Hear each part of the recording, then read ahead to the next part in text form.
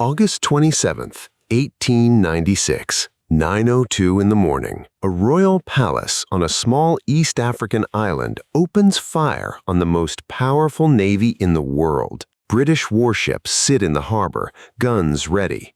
A flag flies defiantly above the palace roof. By 9:40 a.m., it's over. 38 minutes. That's all it took. The Anglo-Zanzibar War, the shortest war ever recorded in human history, began, was fought, and ended before most people had finished their morning tea. But here's the thing about a 38-minute war. The real story isn't in the fighting, it's in everything that led up to those 38 minutes, and what they tell us about power, pride, and the moment a man chose a palace over common sense. Let's find out. To understand why this war happened, you need to picture Zanzibar in 1896. It's a small island off the coast of East Africa, and for decades it's been caught in the web of the British Empire. The British didn't rule Zanzibar directly, they had a more elegant arrangement. They propped up a series of sultans who were technically independent,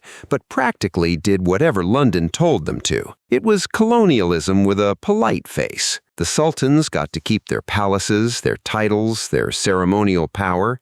In return, they didn't cause trouble. For years, this arrangement held. Sultans came and went, and the British resident, the empire's man on the ground, quietly made sure each new sultan was someone manageable, someone who understood the arrangement. Then, Khalid bin Barghash walked into the palace. On August 25, 1896, the reigning Sultan of Zanzibar died. By ancient tradition and Islamic custom, succession had to move quickly, and Khalid bin Barghash, a nephew of the previous sultan, moved fastest. Within hours of the old sultan's death, he had walked into the palace, surrounded himself with supporters and armed men, and declared himself the new sultan. There was just one problem. He hadn't asked the British. Under an 1886 agreement, a new sultan could only take power with British approval. The British resident, Basil Cave, sent Khalid a very polite but very firm message: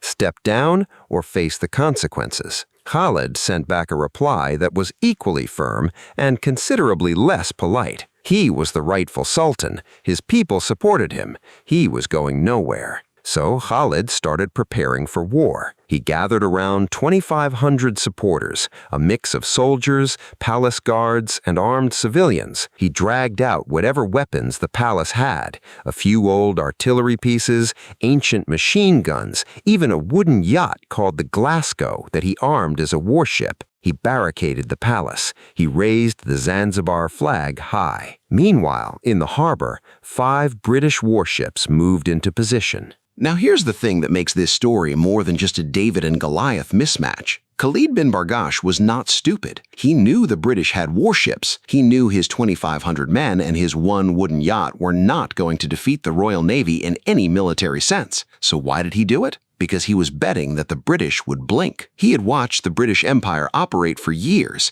He knew that Britain, at this moment in 1896, was juggling interests across half the globe. He knew that attacking a sultan who claimed legitimate succession would look messy, politically, diplomatically, even in the press back home. He believed that if he held firm, showed enough resolve, the British would negotiate, would find a compromise, would decide the cost of a fight wasn't worth it. It was actually a reasonable strategic bet. The problem was, he was completely wrong about this particular set of British officials. On August 26th, the British ultimatum arrived: vacate the palace by 9 a.m. the following morning or face bombardment. Khalid held firm. He had 2,500 people with him now. He sent a message back: we have no intention of hauling down our flag and do not believe you would open fire on us. At 8:59 a.m. on August 27th, the British signaled once more, stand down. Khalid held firm. At exactly 9:02 a.m., the British opened fire. Here's where history gets strange, because what happened next wasn't a battle. It was something closer to a demolition. The British warships were among the most advanced in the world. Their shells could tear through stone walls like paper. Within minutes, the palace was on fire. Khalid's ancient artillery pieces, the ones his men had aimed at the ships, were destroyed almost immediately. The Glasgow, his brave little wooden warship, was sunk in the harbor so fast that her crew had to swim to shore. Khalid's 2,500 supporters, facing a fire they had absolutely no way to return, scattered in every direction. And at 9:40 a.m., with the palace burning and the flag shot down from the roof, someone hauled down what was left of the Zanzibar flag. 38 minutes. Khalid himself didn't wait for the end. He slipped out of the palace during the bombardment and ran straight for the German consulate, which was technically neutral territory. The British couldn't touch him there. He would live in exile for years before eventually being arrested and later returning to Zanzibar, where he died peacefully in 1927, having outlasted the very empire that had defeated him. But here's the part of this story that nobody tells you, the part that makes the 38 minutes feel almost secondary. The British won the Anglo-Zanzibar War in less than time it takes to eat breakfast.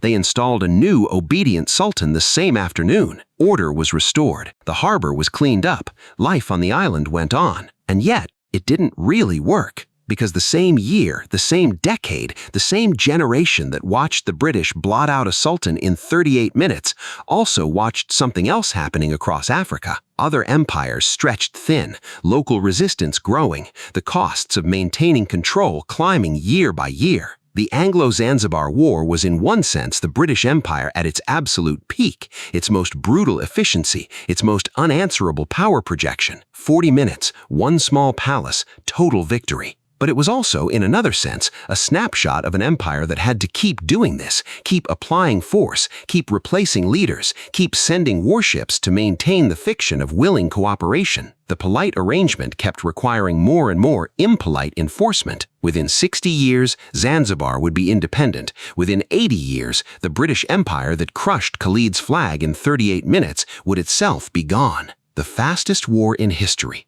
38 minutes of smoke and fire, and one wooden warship sinking in a harbor. And in the end, the man who lost it outlived the empire that beat him. I'm the Stick Sage, and I think that's the most interesting result of any 38-minute war I've ever heard of.